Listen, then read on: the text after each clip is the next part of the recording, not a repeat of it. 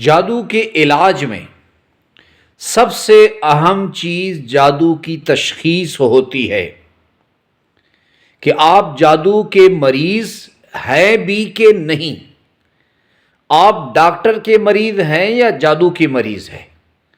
جادو کے علاج میں یہ چیز انتہائی اہم ہے۔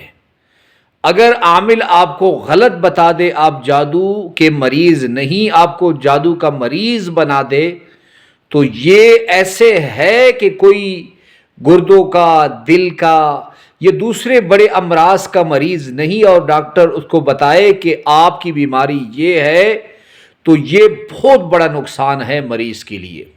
اللہم صلی علی محمد وعلی آلہ وبارک وسلم۔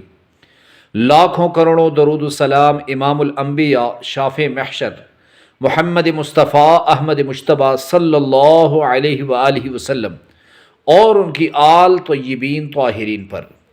تو میرے بھائیوں اور میری بہنوں، جادو کا وجود بھی موجود ہے اور اس کا علاج قرآن و سنت سے بھی ثابت ہے۔ لیکن ایک بات ہمیشہ یاد رکھیں کہ میں ایک بات لوگوں کو کہتا ہوں کہ علاج ہمیشہ ایسے عامل اور عالم سے کرائیں جو باشرہ ہو، جس کی زندگی، جس کا لباس، جس کا چہرہ حضور کے چہرے جیسے، اس کی پوری زندگی حضور نبی کریم صلی اللہ علیہ وسلم کی سنتوں کی ارد گرد گھومتی ہو۔ تو غرض میری یہ ہے کہ جادو کے علاج سے پہلے ایک چیز جاننی ضروری ہے کہ آپ جادو کے مریض ہیں بھی کہ نہیں۔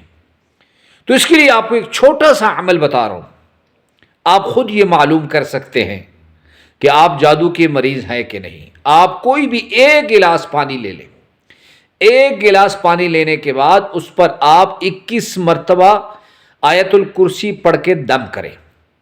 آیت الکرسی پڑھنے کے بعد آپ جب پانی پہ دم کریں گے، آپ اس پانی کو پئیں۔ اب اگر پانی کا ذائقہ بدل چکا ہے آپ کے دم کے بعد، تو یہ اس چیز کا اشارہ ہے کہ آپ پہ جادو کے اثرات ہیں۔ اگر پانی کا ذائقہ بدلا نہیں تو اس کا مطلب یہ ہے، اس کا معنی یہ ہے کہ آپ روحانی مریض نہیں ہیں، یعنی آپ پر جادو جنات کے اثرات نہیں، آپ ڈاکٹر کے مریض ہیں۔ ایک آسان عمل ہے، آپ خود کریں، ابھی آپ اسے 10 منٹ میں کر سکتے ہیں۔ اس عمل کی آپ کو اجازت ہے۔ ایک مرتبہ کمنٹس باکس میں درود شریف صلی اللہ علیہ وآلہ وسلم لکھ لیں۔